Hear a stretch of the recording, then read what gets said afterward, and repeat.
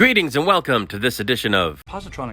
I'm Barry P. Cook. The reason you're not seeing my wonderful visage in this video is because I'm a bit under the weather and I'm not able to get to my usual studio space, so I made this an audio-only video. Anyway, I'm here to talk about the latest episode of the Orville.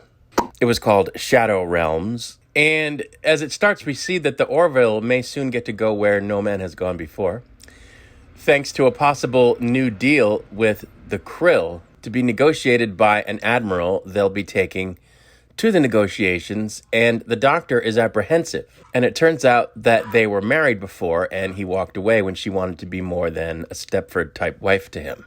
The Krill end up granting passage to the Orville through their space, but warn them that one area they plan to visit is demonic, which they decide to visit anyway. The Admiral visits the doctor at dinner and says he's going to the new region with them before showing her that he carries a torch for her and his wedding band as well. But she rebuffs him. As they're entering the new region of space, the captain gives a little speech, which he closes with the phrase, "May the force be with you," which is kind of funny.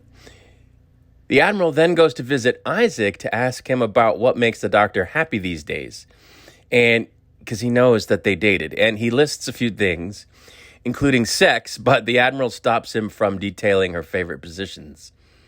Upon arriving in the sector of new space, they immediately get a distress call from something located in the demon area, which is apparently a black void. And I was just hoping that whatever it was, it didn't rhyme with Kobayashi Maru. It turns out to be a gigantic structure like a space station that has no propulsion systems and low power, and they decide to board it. After walking through a cavernous rocky area, they come across something that would seem to be the source of the distress signal, which seems to be automated and not manned by anyone. And they also find some weird things stuck to the wall that seem to be intelligent, at least in a minimal way, before heading back to the Orville. And it isn't long after that before the Admiral falls down and has some kind of seizure that does quite a number on him very quickly, transforming his biology and seemingly morphing him into some kind of different life form. Another landing party goes back to the structure, this time in EV suits, to try to figure out what's going on with him. They go to collect more data on the wall things and discover that the distress signal thing is now just omitting a new signal with the coordinates of the station. And I'm thinking that it's because they're calling their friends to say, hey, we found some folks and it looks like they taste like chicken. While the away team is heading back to the Orville, the Admiral leaves sickbay and pretty much shuts down the ship before shedding his clothes, having seemingly fully transformed into a completely new type of being with a whole bunch of crazy eyes. When the doctor's kids get spooked out waiting in their quarters for their mother to come back and check on them, they go walkies and encounter the Admiral, who can apparently now walk on walls and ceilings.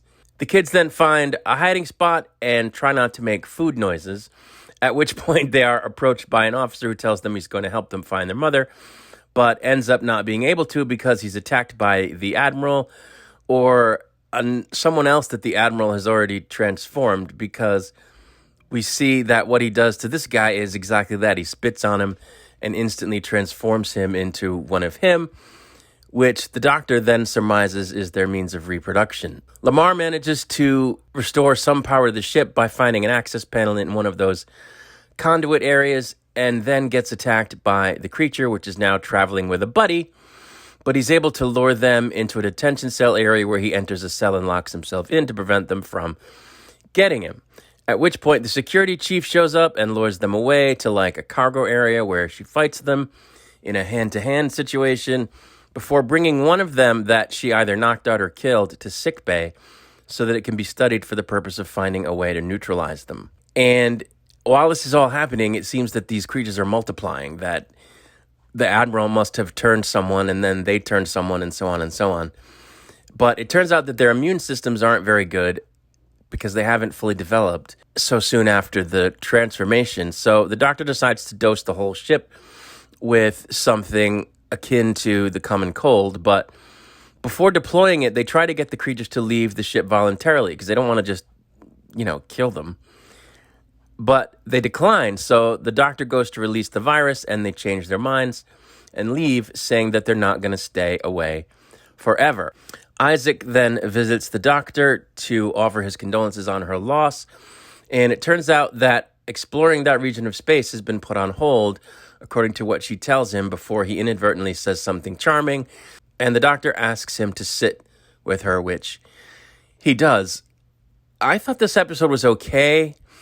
It had kind of a horror element, but it wasn't anything we haven't seen before on other shows, and it seems like it was more of a setup for future interactions with this previously unknown species, so I guess that's okay. I'm wondering why they had to make a big deal of creating an opening to another area of space in order to tell this story. Like, why couldn't it just have been something they encountered in the regions of space they've already been exploring? I don't know. I mean, maybe they're weaving different layers in, as we go, so that they can come back later and explore them. Like, for example, the fact that they now have kind of an alliance with the Krill, which I guess we knew before because of the Kalon threat, but I guess maybe they wanted to show that is being expanded upon so they can come back to it, which would be cool. Once again, in this episode, the Doctor featured prominently, and we again get to see just how good of an actor she is, which was great, but I was kind of surprised at that. 2 episodes in a row where the Doctor was so, front and center was kind of weird.